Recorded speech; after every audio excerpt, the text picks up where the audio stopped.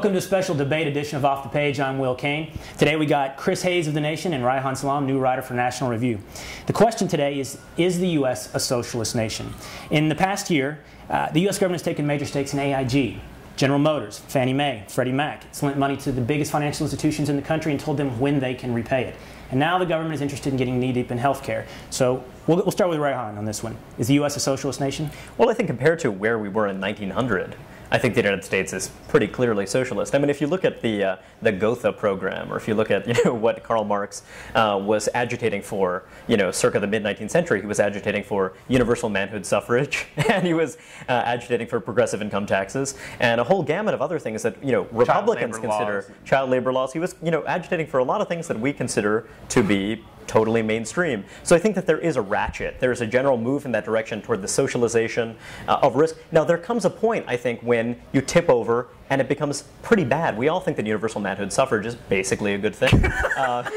There's some people I'd want to deny the right to suffrage too, but I think that have we gone a little bit too far in that direction? And is this a ratchet that can never be reversed? And I worry that that's exactly what's happening right now. We're getting to a point where we're not going to be able to reverse some of the moves in the direction of a socialist economy. Two things. We've always had a mixed economy, Chris. How far have we moved down the spectrum in the past year towards socialism? Well, I don't think we really have. I mean, look, we should distinguish a few things. The socialism has a lot of different meanings, and so are we talking about, there are parties that are social democratic parties in Europe that are part of the Socialist International. I would consider myself a social democrat. There's also, I was reading the Daily Worker the other day in Columbia Heights, that advocates nonviolent revolution and workers' councils overseeing the means of production. The latter is very, very, very long way away. I mean, I don't even think that owning GM moves us a step towards that. Really? So have you seen no move in the past recent history towards farther down the spectrum towards socialism? Well, not really. I mean, I guess owning, a lot of it depends on how this turns out, right? I mean, yes, if we hold on and the GM car becomes a permanent pillar of a state-owned company, then yes, okay, I will concede that is a step towards socialism. But that seems incredibly unlikely to me. Okay, how about this? Let's set aside whether or not we have or not.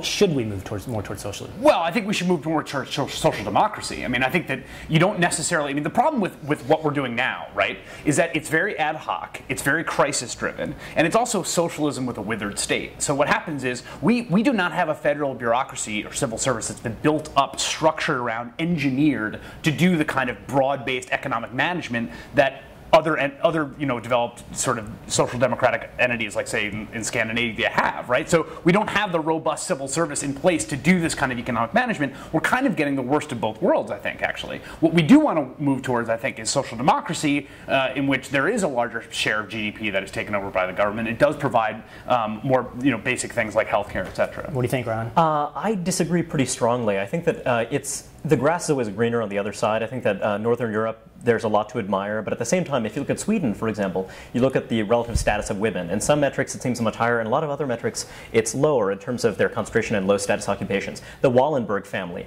dominates equities in Sweden in a way that we wouldn't tolerate here. I mean, he's, that family is almost on the level of Carlos Slim in Mexico, and I think that, that allows a level of collusion that appears to be more effective. But I think that what we sacrifice is the entrepreneurial growth that you've had in the American economy. I think that one thing I just want to say about American inequality, for example, our rates of inequality are definitely higher than what you find in Northern Europe. But that's partly because we have a more inclusive economy. You have lots more foreign-born people, and to some extent, yeah, they make this country poorer in some sense. They make it more unequal in some sense. But at the same time, it's actually a tremendous avenue of upward mobility for huge numbers of people. This fits right in. You talk about social democracies of Western and Northern Europe. Specifically, who would you like to see us model ourselves more after? Well, this is a tricky question. I mean, I do think that the Scandinavian model has a lot to offer, partly because of the fact that they're able to sort of do things with a level of good governance, transparency, and sort of... Is that possible, as he said, because of the difference in populations? That's the point, right? An American social democracy is never going to look anything like Scandinavia because of a million different things, not to mention our history, our sort of ethnic diversity, the size and scope of our military power, et cetera, et cetera. I do think, however, that one of the things I want to see America get right, aside from sort of a reduction of inequality and a kind of providing these sort of basic human rights like health care to everyone, is to figure out a way to, I think our government has really kind of rotted from the inside out. I think we have this kind of oligarchic form of capitalism in the last 10, 20 years that isn't particularly friendly and entrepreneurialism, and I think we have this kind of, a lot of rent seeking and a lot of regulatory capture and a lot of kind of the worst of big government and the worst of big business combined. I want to see that kind of broken up, and I want to see a government that's able to sort of act in the public interest. Right. I think the implication is that you tear out the rotten part by building it stronger. Is that the way you would see going, or tear it down? It's a really interesting point, because I think that, in my view, you need a government to do certain things well, but I think that government is just not all that sophisticated. It's not very good at doing a lot of this kind of sophisticated collaboration, quote unquote, between the private sector and the state. And again, you do have public cultures in Scandinavia where that's possible. I don't think that is possible here, and I think that my preference would be limit the state, limit what it does, but then see to it that it does those jobs competently. Take a look at defense procurement. We used to be really, really good at keeping cost overages down. Yep. Now they're much, much higher. Why? Because we started firing a lot of the folks who were doing those works, and we contracted out to private contractors, and they're trying to do the same job, they just do it worse. Does that make sense? So is the implication that the rotted part that Chris refers to is a symptom of it growing too big? I think it's a symptom of thinking about these things the wrong way. We think about government as a slice of GDP rather than the extent to which government is dominating the economy. And sometimes it means, yeah, you have more public sector workers to do this work competently and well and cheaply, rather than hire private contractors to do this work badly, and actually with goals that are at odds with the goals of the citizenry, which is to get good, cheap, effective services. I'll give you the last word, Chris. Yeah, well, contrary to the sort of setup here, I'm going to agree with Reihan wholeheartedly on that point. And I think that this point about culture is a really interesting one.